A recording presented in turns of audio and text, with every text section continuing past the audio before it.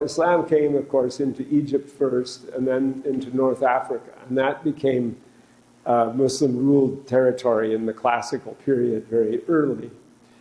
The North African Berbers became Muslims sooner than the Egyptians and other non-Arab peoples. When the early caliphate spread, it did not attempt to convert the peoples that it conquered outside of Arabia to Islam. It did not encourage that and did not support that and did not have the idea that the people ought to be Muslims. Under the Umayyad Caliphate, that was not the preferred thing. Rather, the Arabs had the idea that the Arabians, that they are the Muslims and that they ought to be the rulers. And in fact, they had a process whereby to become a Muslim, if you lived outside Arabia and weren't an Arab, you had to join an Arab tribe.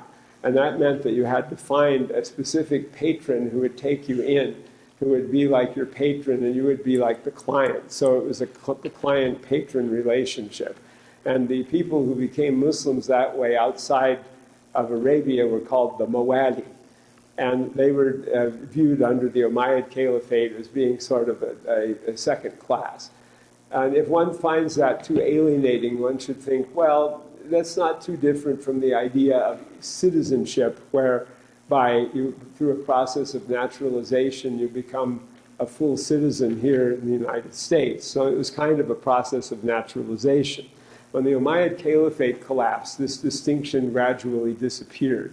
And the idea that there was any superiority of the Arab or Arab tribesperson gradually dissipated, although it did leave kind of a long-lasting effect, but it became formally not the case. Anyway, the first non-Arab people to become Muslims wholesale were the North African Berbers. They did that because the Muslim governor of North Africa, Musa bin Nusayr, who was the son of the captain of the guard of Muawiyah, the first Umayyad caliph. Musa bin Nusayr, who was a general and the governor of North Africa for Walid ibn Abd al-Malik, later in the Umayyad dynasty, around the year 700, and himself, therefore, was a non-Arab mawla, or in other words, the client of the tribe of Lachem. He persuaded the Berbers who had been fighting against the Arabs in North Africa to become Muslims, and then they all went over and conquered Spain together. And so this was a big transformation where the population of North Africa became Muslim very suddenly. And that was the only place, or the only time in history of North Africa where it went through such a complete, total transformation. When it went from not Muslim to Muslim, that was the big transformation. What the Berbers were previously is open to dispute. They were partly Christian, but were they all Christian? No, they weren't. Some of them were Christian. Remember that the Christianity had been sort of coterminous with the boundary of the Roman Empire, and Western Algeria and almost all of Morocco were never part of the Roman Empire.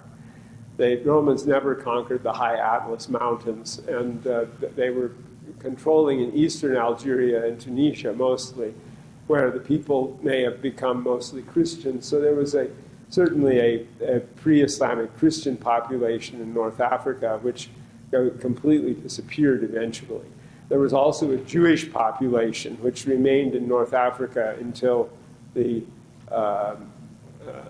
20th century, where most of the population moved elsewhere, either to France or Israel. And although there are still a few Jews that live in Morocco even now and in Tunisia, but the exact details aren't known because there aren't a lot of early historical sources that are contemporary which deal with North Africa. And also North Africa is the only place, really the only large geographical area where Christianity formerly existed and completely disappeared. so that there was no Christianity left at all. And complementing that, Spain and Sicily are the only places where Islam formerly existed and completely disappeared. And so it seems that in the western end of Islam, in the Islam-Christian relations area, the religions of the other religion completely disappeared. In the Muslim East, that's not true. There were Christian minorities everywhere. Christianity existed, still remained to this day. But in North Africa, not. And the Berbers in North Africa, although they became Muslims under the Umayyad dynasty, they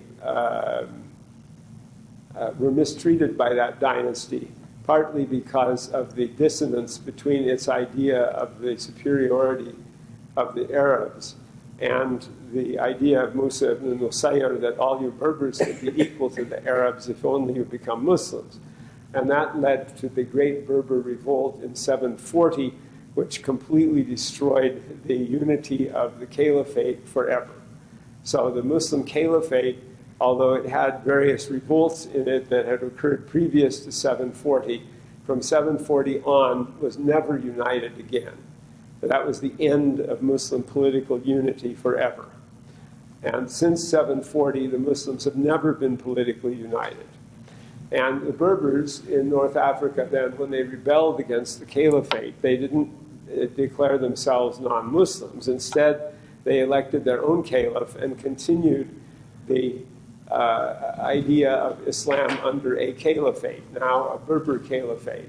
And the Berbers, because of their own tribalism and so on, fell into disunity, and pretty soon there were multiple Berber caliphates, and that continued on later in Spain and spread to North Africa. So the title of caliph became very widespread in West and North Africa, whereas in the Islamic East, the idea of one caliph over all prevailed for a much longer time.